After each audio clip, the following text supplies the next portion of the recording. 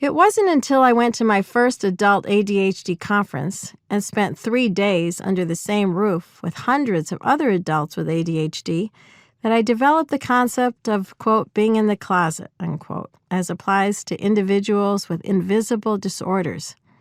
It wasn't until I saw hundreds of people not in the closet being themselves in front of others for the first time that I realized how much time and energy is spent hiding, pretending, and carefully monitoring one's behavior.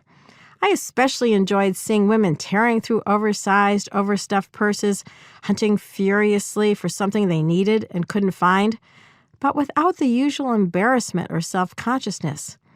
I stood in delighted wonder as I watched them throwing things on the floor in search of that certain piece of paper or phone number they couldn't find, scribbling on their hands when they couldn't find a piece of paper, talking fast, interrupting, laughing, finally finding people who could keep up with them.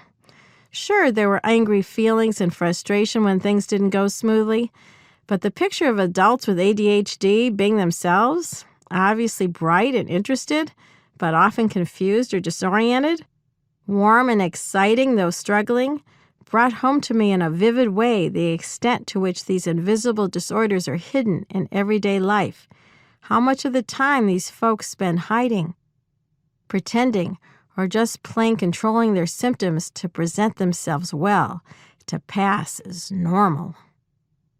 Even though I had been diagnosed and was on medication at the time, not many of my family, friends, or people at work were aware of my secret. I knew I was living in two worlds, my ADHD world and my so-called straight world. Although for years I had been talking to other women and clients about the concept of shame, I didn't even realize the extent of my own shame until the following incident. I was scheduled to deliver a speech about women and ADHD when a flyer announcing the speech, prepared by the sponsoring organization, was sent out all over town, including my colleagues, associates, and friends.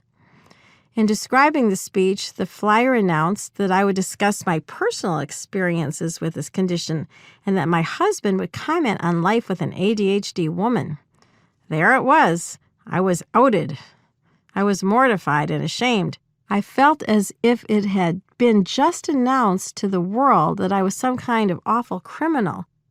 I wasn't aware until that moment that I, too, was still so affected by these deeply embedded feelings of shame.